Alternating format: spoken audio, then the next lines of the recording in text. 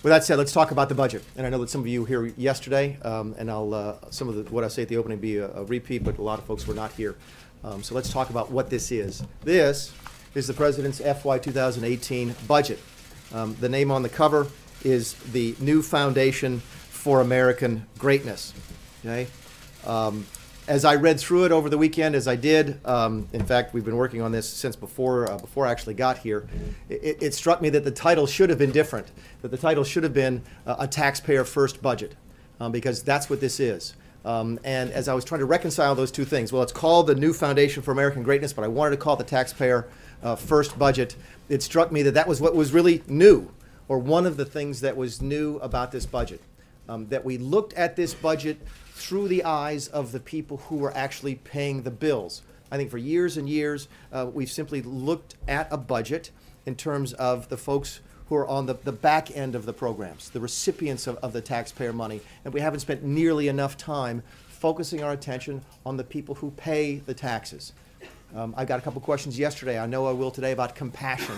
Compassion needs to be on both sides of that equation. Yes, you have to have compassion for folks who are receiving the federal funds, but also you have to have compassion for the folks who are paying it. And that is one of the things that is new about this president's budget. What else is new? It's new in that it balances for the first time in at least 10 years. The last time we looked, we couldn't find a President Obama budget that balanced ever. I think he tried a couple times to convince us that primary balance, which was balance without regard for interest payments on the debt, was balanced. We reject that. We get to an actual balance on this budget within the 10-year window. It begins to reduce the size of the debt relative to the size of the economy in year one. Okay? That's how important it was and is to this president to try and bring some fiscal discipline. Again, if you're looking through the perspective of the people who pay, you'd like to be able to tell them at some point in the foreseeable future, you're going to be able to balance. Previous administration completely gave up on that. As I've said before to the previous administration, if you borrow money, if I take money from you and I have no intention of ever giving it back, that is not debt, that is theft. And if we're going to borrow money from people, we have to have a plan for how we are going to pay it back. And that's what this budget does, and that's one of the things that is new about this budget. The next word in the title is foundation. What is the foundation that we're trying to build here? And I sum it up this way. Again, I saw an article a couple weeks ago about what is Trumponomics. And the Trumponomics is part of the foundation here. What is it? It's sustained 3% economic growth. Everything that we do in this administration, every single time I am called into the Oval Office, whether it's on immigration policy, healthcare policy, tax reform policy, trade policy, budgets and spending, the focus is sustained 3% economic growth. We have been attacked stunningly by some folks on the left and even in the mainstream who say that that's an unreasonable assumption. We should stop and think how absurd that is, to think that 3% growth in an American economy is to some people an absurd assumption. It used to be normal. 10 years ago, it was normal. In fact, it's been normal for the history of the country. I think the average over the 240-odd years that we've been a country has been over 3%. It's certainly been over 3% since World War II. The 1.9% growth rates that the previous administration assumed towards the end of their administration, and the 1.9% growth rates for the entire 10-year window that the CBO growth rates that the CBO assumes, the Congressional Budget Office assumes, are something we simply reject. That is a pessimistic look at what the potential for this country and for what this country's people is. We reject that pessimism and say, you know what, we probably should have gone in and assumed 3.5 or 4% growth, because that would be aggressive. 3% growth is just getting back to normal. I've said it before, I say it again. If you are 30 years old and you are watching this or you're sitting here, you have never had a job as an adult in a healthy American economy. It's either been a recession or a slow, sluggish economy stumbling along at less than 2% growth. The differences between 2% growth and 3% growth doesn't sound like much. In fact, I cringe when I hear people say it's only a 1% difference. It's not. It's a 50% difference, but that's just math. The difference in that is tangible. At 3% economic growth in a healthy American economy, if you don't like your job, you can quit because you know you can go get another job. If you get laid off, you know you can go off and start your own business. These are the opportunities that people have forgotten about. And these are the things, the optimism in the country, the dynamism in the country that the president is so eager to push back and to bring back to the country. It's what drives every one of our policies, especially when it comes to anything dealing with jobs and the economy. We will bring back 3% economic growth to this country, and those numbers are assumed in this budget. By the way, if you don't, the budget will never balance. If you assume 1.9% growth, my guess is you'll never see a balanced budget again. So we refuse to accept that that's the new normal in this country. 3% is the old normal. 3% will be the new normal again under the Trump administration, and that is part and parcel, one of the foundations of this budget. Along those same lines, the budget also speaks to and funds a lot of the president's priorities. We've talked about this since March when we unveiled, the budget blueprint. National security, obviously, a priority for this president. Border security, another priority for him. We can talk at length if you want to today about the details of the additional money that we spend in those areas. The total plus up again for the 2018 budget is $54 billion over the Congressional Budget Office baseline. The law enforcement gets a significant increase here, and that's both at the federal and the state and local level as we follow through on our efforts to enforce the law. Veterans see more money here. That's a classic example of looking at the budget through the eyes of the taxpayer. I put myself in the role of the person who's actually taking the money from you as taxpayer and giving the money to someone else in terms of a benefit. And if I can look you in the eye and say, look, I need to take this money from you so that I can help this injured vet, I can do that in good conscience. I can look you in the eye, and my guess is you're okay with that. I am a lot less comfortable to the point of not wanting to look you in the eye and say, look, I need to take this money from you to give to this person over here who really isn't disabled but is getting a disabled benefit, or this person over here who is supposed to use the money to go to school but isn't actually going, or a program that is supposed to encourage you to graduate from high school or from college but is only 6% effective. That's the type of compassion we talk about, and that's the type of different perspective that we bring to the budget. And it's one of the things that I like to talk about when we talk about the veterans. People don't mind paying their taxes as long as they know that that money is not being wasted and frittered away. We also increased spending for school choice and paid parental leave, making this president the first president of either party to propose a nationwide paid parental leave program for parents and adopted parents. There's $20 billion in that over the course of the 10-year window. I think I gave an incorrect number yesterday at 25. What are those, by the way? National security, border security, law enforcement, veteran school choice, paid parental leave. They are all campaign promises that the president made while he was running for office. And that's why I say these numbers are simply the president's policies put onto paper. We took the president's speeches, we took his priorities, we turned them into numbers, and that's what's in the document. Does not, along the same lines, not a single thing in here touches Social Security retirement or Medicare. Why? Because that's what the president said when he was campaigning, that he would not change those things. In fact, I've told the story several times of sitting in the president's office with a list of possible reforms to mandatory, what some people call entitlement spending, and have the president at the end of the list go, yes, yes, no, no, no, no. And the no, no, no's were always Social Security retirement and Medicare. Didn't change those at all because he promised people that he wouldn't. We can do all that and balance at the same time because we look at spending differently. We're no longer going to measure compassion by the number of programs or the number of people on those programs, but by the number of people we help get off of those programs. We're not going to measure compassion by the amount of money that we spend, but by the number of people that we help. And that is how you can get 3% economic growth. That is how you can balance the budget in 10 years. That is how you can borrow money from people with still promising and intending to pay it back from them. That is how you can help people take charge of their own lives again. And that is the part of the budget that deals with the American greatness. So with that, I'll take questions for a little bit. I know there's a couple. Yes, ma'am. So President Trump sticking to his campaign promise not to touch Medicare or Social Security retirement benefits, but not Medicaid. So how does he intend to square that with his supporters? Yeah, a couple things about Medicaid. And this is one of my favorite stories to tell about Washington spending. keeping in mind, and I know that y'all probably get this, but if you're watching this at home, in Washington, D.C., if you spent $100 last year on something, okay, and we spent $100 on it this year on that same thing, in Washington, people call that a cut, okay? 100 last year, 100 this year. Y'all call it a cut. In fact, I've seen several occasions where we spent $100 last year and $102 this year, and many people will still call that a cut, because the budget is hardwired by the Congressional Budget Office to go up every single year. And if the Congressional Budget Office says we spent $100 last year and we're supposed to spend $106 this year, for a lot of people, anything less than 107 is a cut.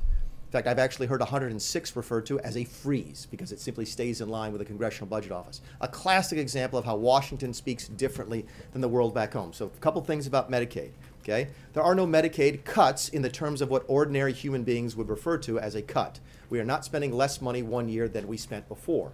What we are doing is growing Medicaid more slowly over the 10-year budget window than the Congressional Budget Office says that we should or says that we will under current law. Why do we change it? We change it, and we change those growth rates in Medicaid spending because of the American Health Care Act, which this president does support. But we said from the very beginning we support the House efforts. We're looking forward and are working right now with the Senate on working on what their health care bill would look like. But we support the American Health Care Act, and that does change Medicaid. How does it change it? And this is something that I don't think enough people are talking about. It makes it a lot better and a lot more able to deliver the necessary services to the people who need it. Here's how. Medicaid is funded in large part by the states. In fact, I was in the state legislature, and our second largest line item, I think, after K-12 education was Medicaid. And we would see this program come down from Washington with all these instructions on how to use it and say, goodness gracious, this won't work in South Carolina. We happen to think, for example, that Medicaid is designed for more of an urban poor population than a rural poor, as predominates in South Carolina. And we would ask them every single year, would ask them, the federal government, give us more control over how this money gets spent. We think we can do it better. We think we can either provide the same services to the same number of people cheaper, or we can provide better service to more people at the same amount of money if you let us do it better. And the federal government always said no. In the American Health Care Act, we say yes. And we give the governors and the state legislatures a lot more control over Medicaid. Everyone is interested in seeing the truly needy in their state and in our nation get the care that we promise them in Medicaid. But there's a better way to do it than under current law, which is Obamacare. We can also talk about what a failure that is. But there's a better way to do it, and that's what the American Health Care Act does. In the back, yes, sir. You mentioned the previous administration, the stagnant growth, and that the deficit has actually doubled since 2008, from about 10 trillion to almost 20 trillion. But a member of that administration, Larry Summers, today actually went on the attack. I'm curious how you would respond to his assessment of the budget. He called it simply ludicrous, and that the administration is double counting the tax cut and the benefit from growth. I did get a chance to just see the piece that Mr. Summers wrote on the way out the door. And I could, just, the ideas were rushing into my head what I might say to Larry if he were here. So if he's hiding in the back, now would be a good time for him to come out and identify himself. I went back and looked at some of the economic assumptions that the Obama administration made in its first couple of years. And I want to say on a couple of different occasions, their assumed growth rate was more than 4.5%. Keep in mind, this is the first administration in history, okay? It was the first decade, the first 8-year period in history not to have a 3% growth rate, yet they were promising us 4.5% growth. So if Larry wants to talk about unreasonable assumptions, we talk about my 3% growth rate and his 4.5%, and we'll talk about who actually is closer to reality. Regarding the double counting, here's one of the things I think that a lot of folks have overlooked. And we did it on purpose because it's sort of hard to count this and you don't want to make too many assumptions. You have to make assumptions about a budget. You're talking about a document that will look 10 years into the future. So it's natural for both administrations from either party to make some assumptions. But one of the assumptions we didn't make was that we didn't close any of the tax gap. For those of you who aren't familiar with that, the tax gap is the amount of money that we should collect in taxes every single year, but don't. 2016, that number is $486 billion. Almost enough to close the deficit that year. And we don't assume an additional penny of that being closed as part of our tax reform. Why is that important? There's probably three reasons people don't want to pay tax. Number one, they just don't pay tax, and there's always a certain number of people who don't want to do that. Number two, it's just too hard for them to do it. It's too complicated for them to do it. 2 reasons. Now I feel like I'm a Monty Python skit. The 2 reasons. And we think that, exactly, that if if it's a simpler tax code, okay, that people are more likely to pay. That simply makes sense. If you can really fill out your tax returns on a single piece of paper, you're much more likely to actually do it. It's also easier for us to see if you're paying the right amount. A simpler code is easier for you to pay and easier for the government to see if you're paying the right amount, which would allow us very reasonably to assume a reduction in the tax gap. And we don't do a single penny of that. So I'm aware of the criticisms, and I would simply come back and say, look, there's other places where we were probably overly conservative in our accounting. We stand by the numbers. We thought that the assumption that the tax reform would be deficit neutral was the most reasonable of the 3 options that we had. We could either assume that our tax reform was deficit neutral, we could assume it would reduce the deficit, we would assume it would add to the deficit. And given the fact that we're this early in the process about dealing with tax reform, we thought that assuming that middle road was the best way to do it. Yes, sir. Thank you, Director. Can you characterize the treatment of climate science programs and those cuts to those? And do you describe those as a taxpayer waste if you do cut them? You tell me. I think the National Science Foundation last year used your taxpayer money to fund a climate change musical. Do you think that's a waste of your money? What about climate science? I'll take that as a yes, by the way.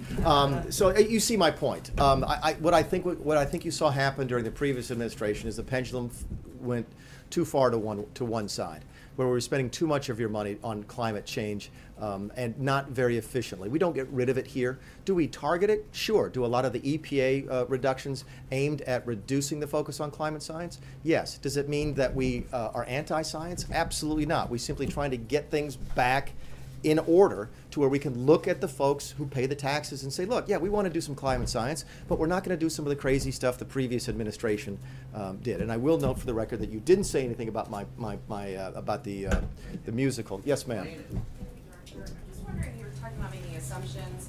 What are your assumptions and expectations for the budget in reference to the wall? I mean, Congress really seems to have come on the record and say they're not in support of funding it. So what are your expectations? Well, some folks aren't in support of it. Some folks are very much in support of it. By the way, I did read something, and I was really disappointed yesterday. I don't know if there's anybody here from the folks who broke the embargo, but I thought there was only one. I don't think it was anybody here. Somebody did, but I read the article yesterday about how we supposedly dramatically reduced our request for the wall funding. It's not accurate.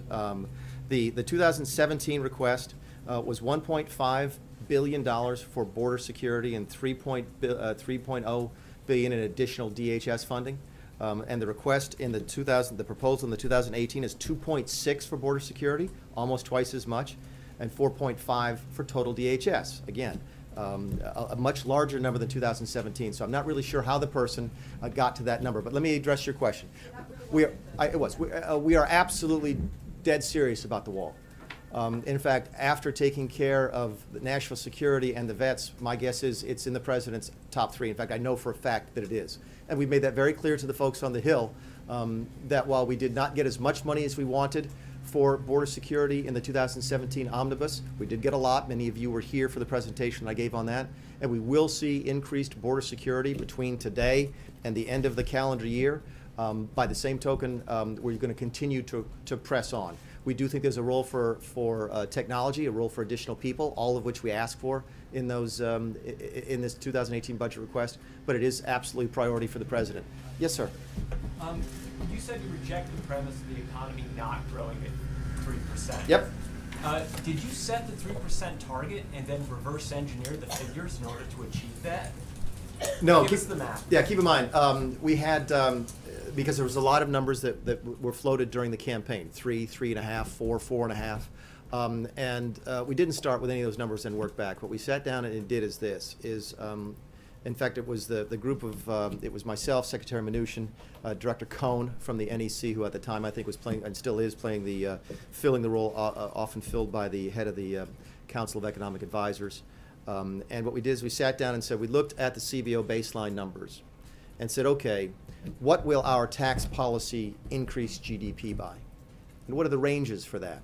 What will our regulatory policy impact GDP by, and what could the ranges be for that? What does repealing Obamacare do for increasing GDP? By the way, the Congressional Budget Office actually has hard numbers on that. The Congressional Budget Office assumes that if you repeal Obamacare, it will increase GDP because Obamacare creates a disincentive to work. So we went through the methodology item by item and arrived at the 3%. And I also think that you'll see that as well in the ramp up to that 3%. We don't assume 3% in year one, for example. I think our assumption for this year is 2.3, then 2.5, then 2.7 or 8, and then 3% out. So we think it's a very reasonable and very defensible macroeconomic assumption.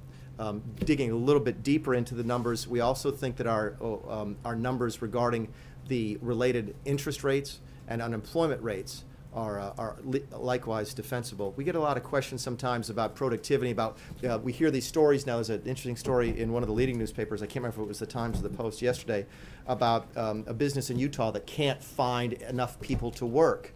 And people say, oh, how are you going to grow the economy at 3% if we're already facing a tight employment market? I'm going to pull the numbers up here so I don't butcher these.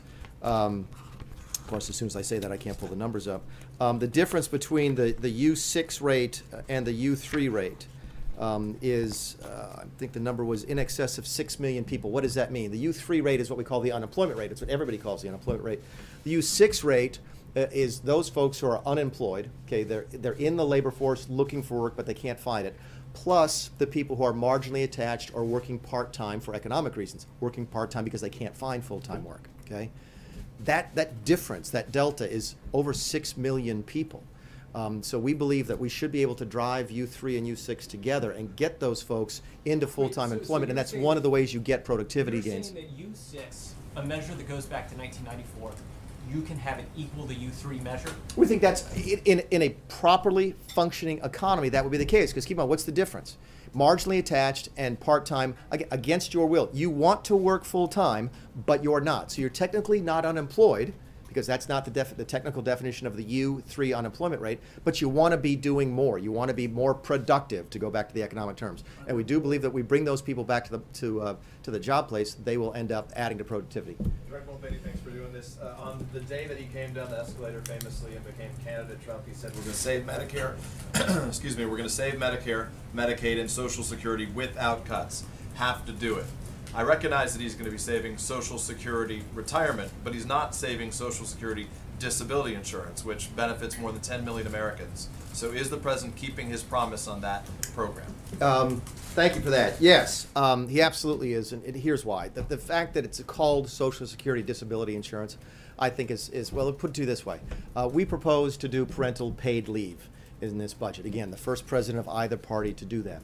We propose to do that using the tools that already exist through the state unemployment insurance. Okay? By the way, I think that's the same way that Canada does it now. There are a couple of states, New York, New Jersey, I think California, who already provide statewide paid parental leave. They do it through their disability insurance programs, their employment disability. That does not mean that parental leave is unemployment, and it does not mean that parental leave is a disability. It simply means that that program is managed through the infrastructure that already existed at the time it was set up. And the same is true with Social Security disability. It is a welfare program for the long-term disabled. It is not what most people would consider to be Social Security. So will any of those individuals who presently receive SSDI receive less as a result of this budget? I hope so. If there are people who are getting SSDI who should not be getting it, Those people who should be getting it, oh no, they receive less. Oh no, if people are really disabled, and there are folks who need this program, listen, that's... So how are you going to better determine who is getting it that shouldn't be getting it? There's so many anti-fraud programs that exist already. Yeah, it's a great question, and I could get down in the weeds. One of the ones we have, one of the proposals we have is actually how we pick the administrative law judges. Because I think it's a lifetime appointment on day one, and we try and phase them in to make sure they're not... There's been several judges accused of sort of abusing the program. But to your point is an excellent one. We are not kicking anybody off of any program who really needs it. That's not. We have plenty of money in this country to take care of the people who need help. Okay? And we will do that. We don't have enough money to take care of everybody who doesn't need help. So what we try and do is look at these programs, again, through the perspective of the people paying for it, and say, SNAP, for example. It's like, I know I haven't been asked a question about it. 42 million Americans, I thought it was 44. I'll take your word for it on 42. It is. I think the high was 47, and that was during the recession. Pre-recession, the numbers were as low as 28. It spiked during the recession, okay, which you would expect on a counter-cyclical program like food stamps. During bad economic times, more people will go on to food stamps. So it's completely within reason to look at that number. It went from 28 million on food stamps before the recession to 47 at the height. It's 44 or 42 today. Yet here we are, 8 years removed from the end of the recession. We've had economic growth, albeit slow. We're at what we consider to be full employment with the limitations of U3 and U6. Why is the number still that high? Is it possible, if you're paying for it, isn't it reasonable for you to at least ask the question, are there people on that program who shouldn't be on there? And shouldn't it be up to the government to make sure we can look folks who are paying the taxes in the eye and say, you know what, we did everything we could to make sure that everybody on SSDI is really disabled. We don't think that's unreasonable. In fact, we think that is the definition of compassionate, a compassion that is balanced between the people who get the benefits and the people who pay them. Yes, ma'am. Can you talk about the provisions affecting federal employees and how to strengthen your plans to strengthen the federal government? I'll deal with federal. Let's talk about federal retirement, because that's gotten a little bit of, and that's one of our largest changes. Simply put, we try and make federal retirement closer to the private sector. So we've increased the contribution that they make to their 401k programs. I think on one program we got rid of a cost of living adjustment that was there, but keep in mind those are folks who will also be participating in Social Security at the same time, which is a cost of living adjusted. So we thought they were common sense reforms to try and bring the federal government benefit programs closer to the private sector. I'm a federal worker, okay? I have a pension and a 401k. Raise your hand if you're in the private sector and you have a pension and a 401k. My guess is, oh, maybe one did. Did you really? In the back? Okay, all right. So no, she wanted to ask the next question. So we're simply trying to get some common sense back into that program. And we don't think that's an unreasonable thing to do. Again, it's the right thing to do on behalf of the taxpayers. In the back, yes, sir. Can you talk about the $1.6 billion for brick and mortar border security? What are the American people going to see with that money? Are we talking about more replacement wall, new wall, and if so, how much new wall? Yeah, the number, just to be clear, the 1.5 was the request for 2017.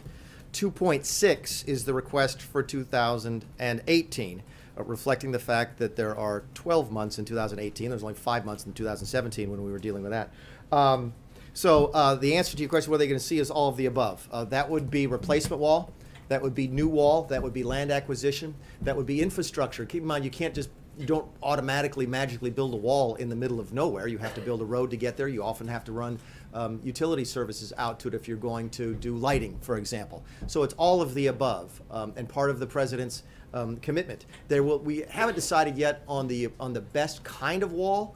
I think we're going through a competition right now, and I think they're either 4 or 8, and I lose track of, depends on how you want to count it, different prototypes that are in the process of being designed and built right now as we try and figure out what the most appropriate type of wall is. And it's maybe all be, by the way, in fact, we fully expect that different barriers will serve best in different areas.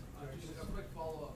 Are you projecting out, a lot of this budget has to do with projections as many as 10 years out. Are you projecting out how much money you're going to need in the following years to complete the president's promise during the campaign? Yeah, we don't. The way this works, and it's a great question. Keep in mind that the federal budget is a budget in name only. It's really its own thing. I guess they called it a budget because they didn't know what else to call it. But it's got 2 big pieces to it. It has a spending proposal for the first year, okay, and that's where you get a good bit of detail. And then you have these policies and broader brush sort of approaches for the next years 2 through 10. So the answer to your question is yes, we get very specific in where we would spend DHS money in 2018, but as you go further and further away, we get less specific. We do plug in numbers, for example, for DHS, but we don't say what number that would be for the wall. We'll take the last question. Yes, ma'am. Energy question for you. Okay. I wanted to ask about the SPR, the Strategic Petroleum Reserve. Yeah. And the proposal to sell off half of the stocks. Yeah. How concerned are you that doing that would hurt domestic producers by pressuring prices lower? And does the administration plan to break with its agreement with other OECD nations to keep 90 days worth of oil supplies in reserves? I can't speak to the OECD because I'm not familiar with that. What I will tell you is we do not believe that the proposals that we've got will harm the domestic production ability. In fact, one of the reasons we believe that we can reduce prices, and of course if you do it slowly, if you telegraph it over the course of time, there's a way to do it without having a dramatic impact on prices. The reason that we're, by the way, what she's talking about is we propose to reduce the size of the Strategic Petroleum Reserve, which was put in place back in the 1970s. It may have been the early 1980s by the time they actually got it funded.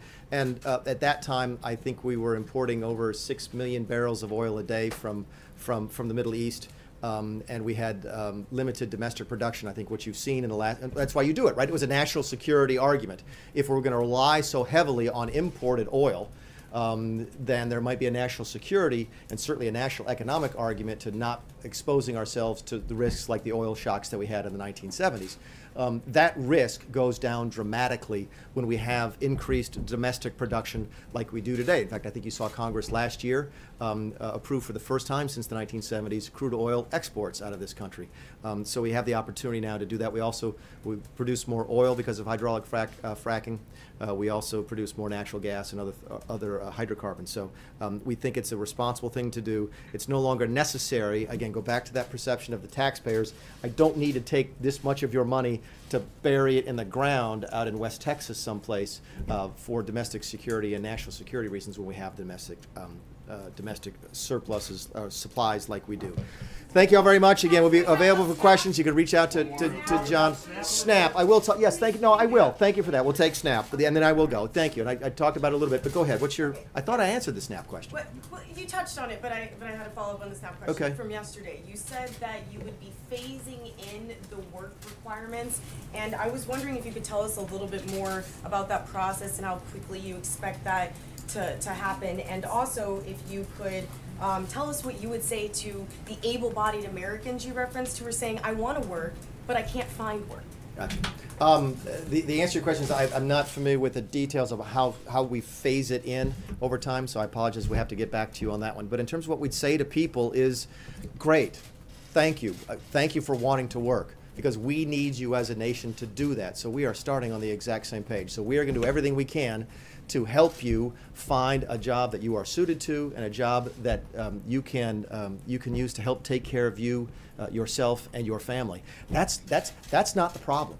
Okay, the folks who are out there who are on food stamps and want to work, we'll be able to work with them to solve the problem. Okay, they are not what's causing the difficulties in SNAP. It's the folks who are on there who don't want to work. And that's what we're trying to point out to people is, look, if there's 44 million people on there, 8 years removed from the end of the recession, maybe it's reasonable to ask if there are folks who are on there who shouldn't be. That is a reasonable question to ask. I would even suggest to you it's a compassionate question to ask. But I can assure you, if you're in this country and you want to work, there's good news, because Donald Trump is president, and we're going to get 3% growth, and we're going to give you the opportunity to go back to work. So thank you all very much. I appreciate it.